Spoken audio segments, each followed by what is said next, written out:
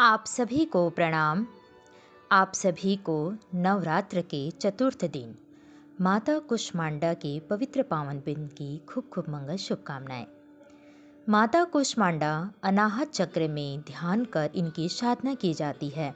रोग दोष शोक की निवृत्ति तथा यश बल आयु तथा सुख संपत्ति की दात्री मानी जाती है। माँ भगवती की कृपा आप सब पर हमेशा बनी रहे। आप सभी को सुख सौभाग्य की प्राप्ति हो, यही मंगल शुभकामना। सामूहिक स्वाध्याय का समय हो गया है। सभी शांतित होकर बैठें। दोनों हाथ गोदी में नेत्र बंद गायत्री महामंत्र साथ साथ सस्वर दोहराएं।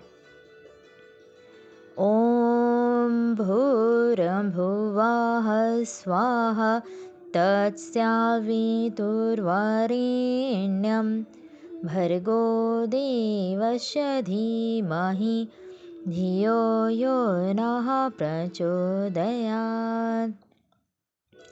हमारा युग निर्माण सत्संकल्प।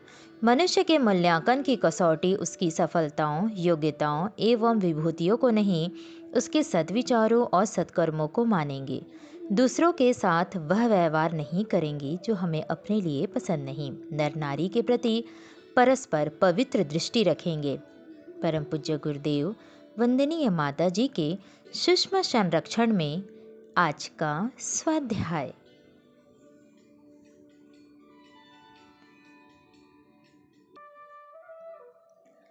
आज के स्वाध्याय में हम युग साधना में निष्ठा का समावेश पर स्वाध्याय प्रारंभ करेंगे। आत्मिक समर्थता और सफलता इस बात पर निर्भर है कि साधक की निष्ठा किस स्तर की बन पड़ी। उपासनात्मक कर्मकांडों के कलेवर और निष्ठा को उसके अतरंग को प्राण शक्ति कहा जाता है। साधना की सिद्धि इसी एक तथ्य पर निर्भर है कि उसे कितनी गहन निष्ठा के साथ अपनाया गया। यूं जब तक ज्यों त्यों करके कुछ ना कुछ भजन पूजन करते रहने में भी हर्ज नहीं है। उतने से भी रुचि बदलती है और प्रवाह बनता है। पर इस तथ्य को भुलाया नहीं जाना चाहिए कि वाण की वेधक शक्ति इस बात पर निर्भर रहती है कि धनुष की प्रत्यंचा को कितना खींचा जा सका और लक्ष्य वेद में कितने एकाग्र मनोयोग का उपयोग किया गया। आत्मिक सफलताओं का रहस्य एक ही है, निष्ठा का महत्व कितना समझा गया और उसे कितनी गंभीरता पूर्वक अपनाया गया। कर्मकांड तो उपचार भर हैं, चमत्कार तो निष्ठा की प्रखरता एवं परिपक्वता ही दिखाई देती है। युग संधि महापुरुष चरण को लक्ष्य समष्टिगत संतुलन को बनाने एवं अदृश्य वातावरण में अनुकूलता उत्पन्न करने की जानकारी सभी को है। उसे विशिष्ट आत्माओं द्वारा संपन्न किया गया। इस युग का अभूतपूर्व सहकारी धर्म अनुष्ठान समझा जा सकता है और यह विश्वास किया जा सकता है कि इस माध्यम से सूक्ष्म अंतरिक्ष में उत्पन्न हुई अदृश्य ऊर्जा प्रस्तुत परिस्थितियों को बदलने में असाधारण भूमिका संपन्न करके रहेगी। युग परिवर्तन की संभावना कोटि कोटि मानवों को उज्जवल भविष्य का आश्वासन दे सकने में समर्थ है। यह सर्वजनीन सार्वभौम हित साधक की सृष्टि संतुलन की अवतारी प्रक्रिया की चर्चा हुई। अब साधकों के निजी लाभ पर विचार करने से प्रतीत होता है कि वे भी इस प्रक्रिया को अपनाकर कम लाभ में नहीं रहेंगे। निष्ठा की उपलब्धि इतनी महान है कि उसे पारसमणि की कामधेनु की उपमा देने में तनक भी अतियुक्ति नहीं है। आदर्शवादिता के प्रति अगाध श्रद्धा और उन्हें क्रियान्वित कर सकने की साहसिकता को निष्ठा कहते हैं। प्रकारांतर से यही देवत्व है। भौतिक और आत्मिक सिद्धियों का भंडार ग्रह इसी भाव गरिमा के अंतराल में छिपा रहता है। जो अंतराल के उस मर्म स्थल को जगाने की समर्थता को ही कुंडलिनी जागरण कहते हैं।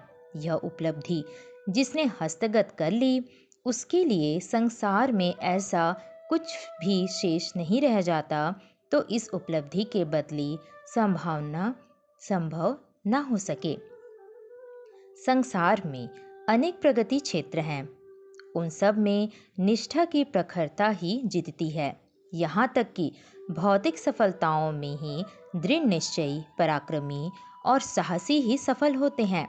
शेष तो ऐसे ही असमंजस्य के पिछड़ेपन से ग्रसित रहकर किसी प्रकार जिंदगी के दिन काटते रहते हैं। भौतिक क्षेत्र में तो कई बार छम और भाग्य भी काम दे जाता है और कुछ तत्कालिक सफलताएं सामने ला खड़ी करता है, भले ही सत्य परिणाम उत्पन्न करने एवं स्थिर रहने योग्य न बन सके।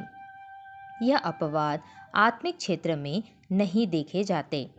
उसमें ओजस्वी, मनस्वी और तपस्वी ही सफल होते हैं। यह तीनों ही विभूतियां निष्ठा की ही परिणतियां मानी जाती हैं। युग संधि महापुरुषरण की भागीदार सामान्य स्तर का पूजा पाठ करते रहने वालों को नहीं, वरन नैशिष्टकों को मिली है। आस्था को परिपक्व करने के लिए उन्हें कई आदर्शवादी अनुशासन पालने के लिए वचनबद्ध किया गया है। गुरुवार को अस्वाद, ब्रह्मचर्य एवं मौन की व्रतशीलता है। साथ ही यह भी अनुबंध है कि 5 माला या आधा घंटे का जप ध्यान रखने तक ही ना सही, सोने तक तो पूरा कर ही लिया जाए। व्यतिरेक व्यवस्था से नहीं, मना स्थिति की दुर्बलता एवं बहानेबाजी से ही होता है रहता है। आपत्ति कालीन अपवाद तो यदा कदा ही आते हैं और उनमें आगे चलकर छूटी हुई उपासना को पूरा कर लेने की सुविधा भी है, पर निष्ठा के अभाव में लड़खड़ाने वाले अंतराल में तो नियमित पूजा पाठ तक नहीं बन पड़ता। फिर व्यक्तित्व को उच्च स्तरीय बनाने वाले जिस आंतरिक पराक्रम की आवश्यकता है, वह तो बनेगा ही कैसे। ऐसी मणिभूमि के लोग ही असफलता का रोना रोते और उसका कारण यहाँ वहाँ ढूंढते रहते हैं, जबकि निष्ठा का अभाव ही अशक्तता के रूप में असफलता का एकमात्र निमित्त कारण है।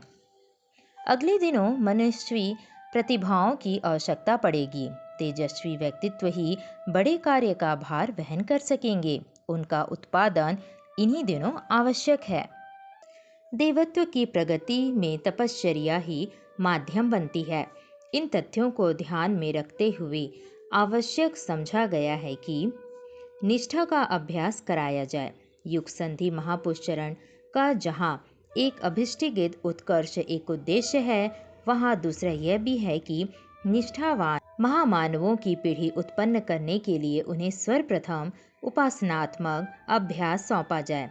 तद अनुसार 1 लाख साधकों द्वारा प्रतिदिन 40 करोड़ गायत्री जप के युग पुरुषचरण की योजना बनाई गई है। यहाँ यह स्मरणीय है कि इसमें मात्र उन्हीं को लिया गया है जो निष्ठा को परिपक्व करने वाले अनुबंधों का कड़ाई से पालन कर सकें। यही कारण है कि इस युग साधना के साधक नैशिष्टिक कहलाते हैं। निष्ठा से उत्पन्न ऊर्जा ही आत्मकल्याण और लोक निर्माण के उभयपक्षीय प्रयोजन पूरे कर पाती है। युग सृजन में यह मानवीय निष्ठा ही दिव्य ऊर्जा के रूप में परिणित होगी। वैशिष्ट में देवत्व के उदय और समष्टि में स्वर्गीय वातावरण की आशा अपेक्षा इसी आधार पर की गई है कि निष्ठावानों का समुदाय सृजन शिल्पियों के रूप में भागीरथ, हनुमान, अर्जुन जैसे पराक्रम प्रस्तुत कर सकने में समर्थ होंगे और समय की आवश्यकता पूरी करेंगे। उपासना में अधिकाधिक निष्ठा का समावेश युग साधकों की साधना प्रखरता बनाने के लिए अनिवार्य समझा जाना चाहिए। निष्ठा का जितना समावेश हो सकेगा, नैशिष्टिक उपासकों द्वारा चलाए जाने वाले युग संधि महापुरुष चरण के सत्परिणाम उसी अनुपात में फलित होंगे। आज का स्वाध्याय यहीं तक। कल के स्वाध्याय में हम इसके अगले चरण पर स्वाध्याय करेंगे। आप सभी को पुनः प्रणाम। धन्यवाद। आपको यह वीडियो कैसा लगा? अपना अनुभव कमेंट बॉक्स में लिखकर ज़रूर बताएं। यदि आप हमारे चैनल पर नए हैं तो हमारे चैनल को सब्सक्राइब करें, लाइक, शेयर एंड कमेंट ज़रूर करें। धन्यवाद। नमस्कार।